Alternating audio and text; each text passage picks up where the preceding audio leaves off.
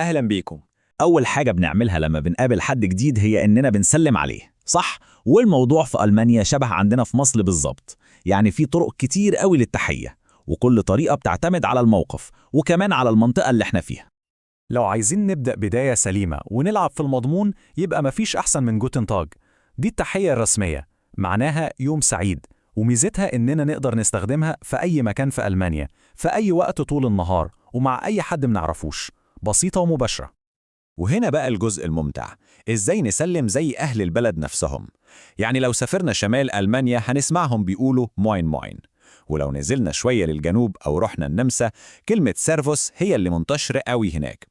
أما بقى في الجزء اللي بيتكلم ألماني في سويسرا التحية بتاعتهم مختلفة شوية وهي هوي.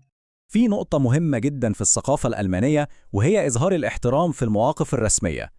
الموضوع بالظبط زي ما بنستخدم كلمة حضرتك عندنا، ده بيوري للشخص اللي قدامنا إننا بنقدره. القاعدة سهلة جدا. بالنسبة للرجال بنستخدم لقب هير قبل اسم العيلة، يعني مثلا نقول هير مولر. أما للسيدات فبنستخدم فراو قبل اسم العيلة زي فراو شميت. وخلوا بالكم دايما بنستخدم اسم العيلة مش الاسم الأول في المواقف دي. تمام، عرفنا إزاي نبدأ الكلام. طيب وإحنا ماشيين لازم طبعا ننهي المحادثة بشكل مناسب، وبرضه هنا زي التحية بالظبط في فرق كبير بين الطريقة الرسمية والطريقة العادية اللي بين الأصحاب. بصوا بقى، الوداع الرسمي هو أوف فيدرزين. الكلمة دي معناها الحرفي إلى أن نرى بعضنا مرة أخرى.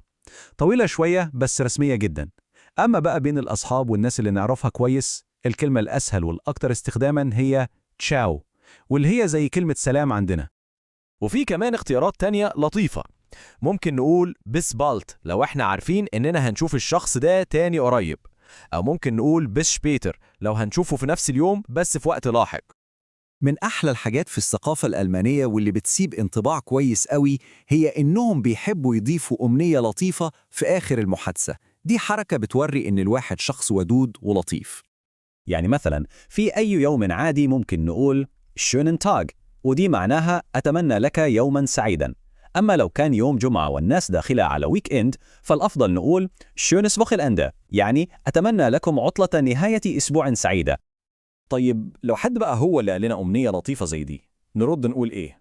الرد بسيط جدا، ولكم بالمثل أو وأنت أيضا. لو الكلام مع حد قريب مننا بنقول دي أوخ، ولو الموقف رسمي يبقى الرد لازم يكون إينن أوخ. وده بقى بيلخص أهم نقطة يمكن لأي حد لسه بيبدأ يتعلم ألماني. الخلاصة كلها في معرفة إمتى نستخدم الصيغة الرسمية إينن وإمتى نستخدم الصيغة الودية دير.